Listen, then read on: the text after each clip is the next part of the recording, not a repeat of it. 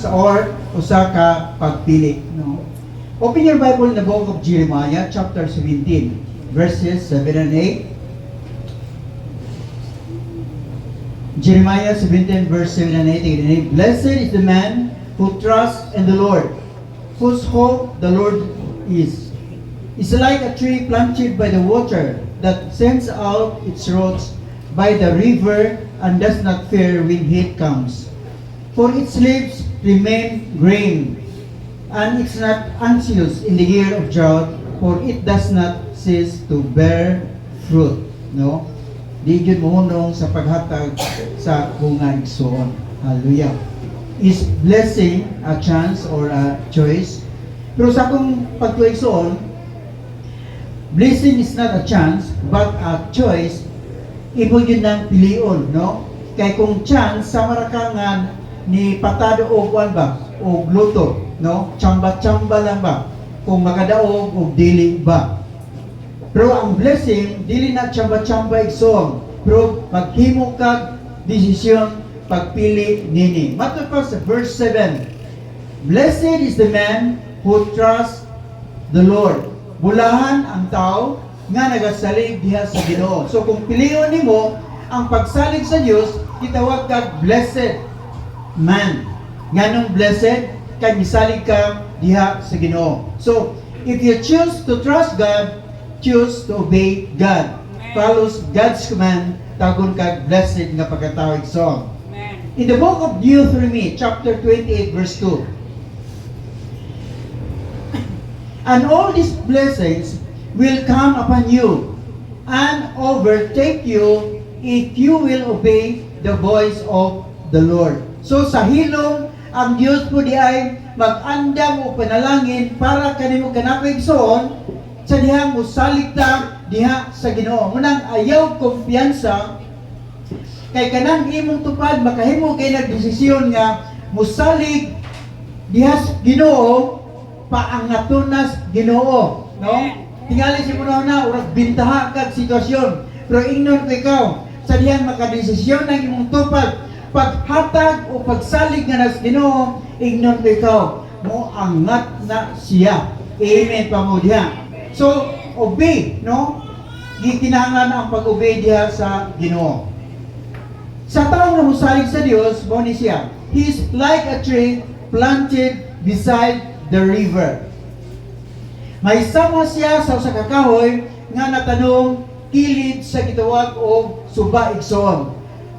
Katong tawag ingon nga dunay gitawag 1 year drought igsoon, 1 year nga nag-El Nino, daghang mga taba igsoon nga naubsang, daghang mga sapa nga nawad-ag tubig igsoon, nagliki ang mga basakan, daghang tanom ang namatay, pero dunay usa ka kahoy igsoon nga nagpabilin nga green ang iyang kining gitawag o kining legs igsoon, nagapabilin siya naghatag og fruit niya itong panahon na nga namang tungod kay ang iyang roots, no, dito padulong sa gitawag og river igsoon. Yun ani ang mitabo kanata igsoon. Bisan kapila pa moabot ang gitawag og El Nino, bisan pa kapila mo taas ang gitawag og uhil igsoon, pero sa diyan nakagamot ang atong pagsalig yes Ginoo, ingnon kay ikaw dili gyud ta pahutdas Dios. Dili gyud ka magkalisod-lisod igsoon nga naman naghimo kag pagsalig diha sa atong Dios. Hallelujah. Sa una bitaw sa atong pandemic, atong panahon lang nga urag ang ban grabe kalisod, pero sa amo ang panahon urag di kay lisod-lisod nga naman. Tungod kay nagsalig mis Ginoo. Nga di atong panahon na pod hapit matag semana dunay magpakasal during sa pandemic.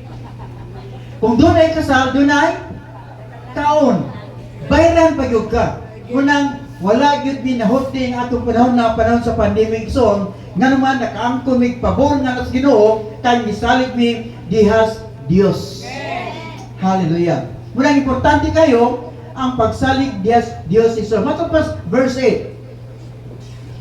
Its leaves remain green, and it's not anxious in the year of droughts, for it does not cease to bear fruit. No? Dili gyud mahutdan igsoon. kining gitawag og tao nga nagasalig ganas Ginoo, no? Magpabilin siya nga mabungahon, amen ba? Kung imo tanawon sa Deuteronomy 11:26, man ang tubag isuon, kung unsa man mo blessing ba or curse ba? Behold, I set before you this day a blessing and curse, no?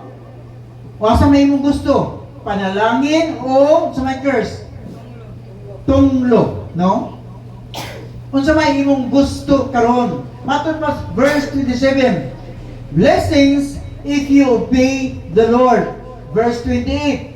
And curse if you disobey the commandments of God. So sayo na kayo ang pag-angkon sa blessing, pag-ubilang sa pulong sa Ginoo, pero kung gusto kag tumlong magikan sa Ginoo, ingnon kay kaigsoon, disobey the word of God. Kay ganahan ka nga puyo sa mong daan nga pagkatao, no? Magpabiling kang yun ana ragyod igsoon.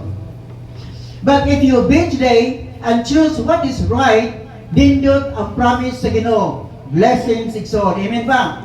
Sa Proverbs chapter 3 verse 1. Kung imo tanong sa verse 1, it's a command. Bingon nini, my son, do not forget my teaching.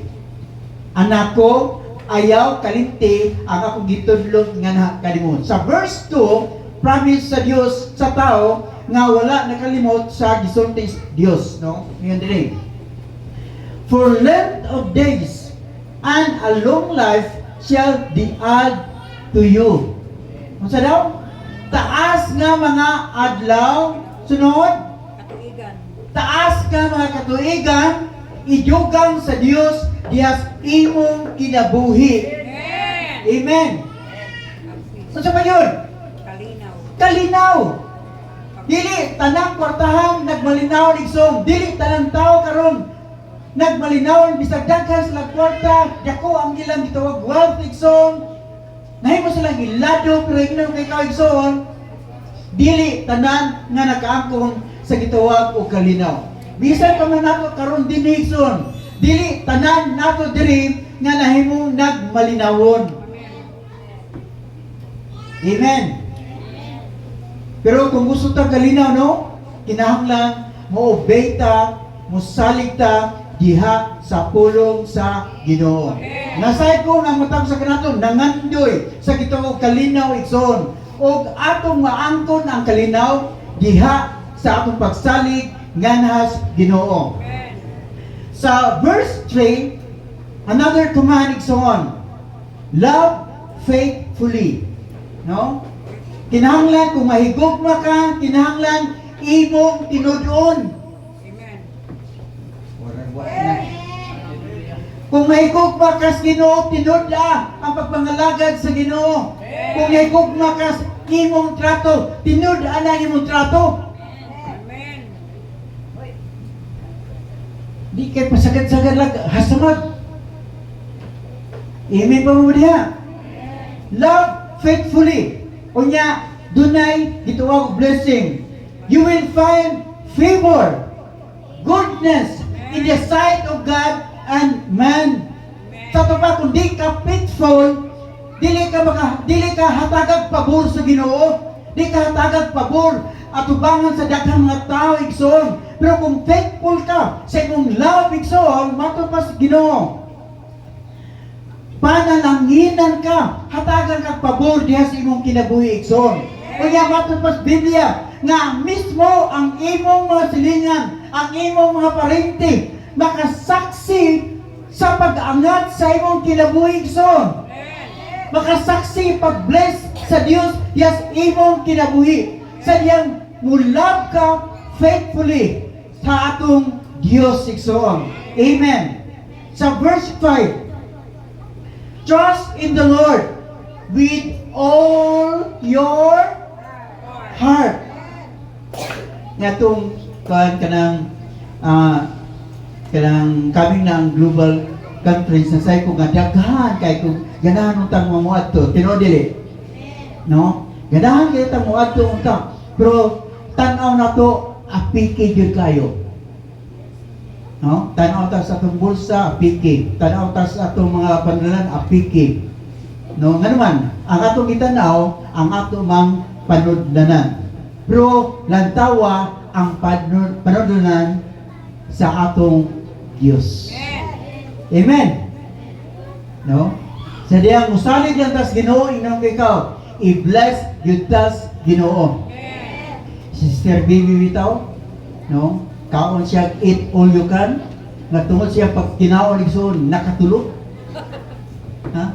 Grabe ang pabor sa Ginoo. No?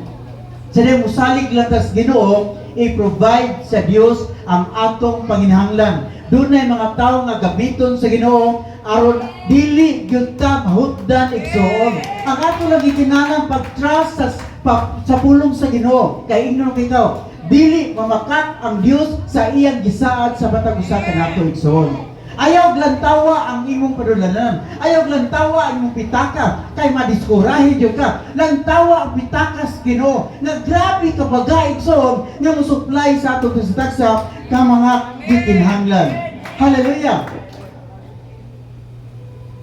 Sister Bibi, bisag tuwa sa akong dito sa Binyo, nakatulog niya kung gano'n, bugnaw kayo.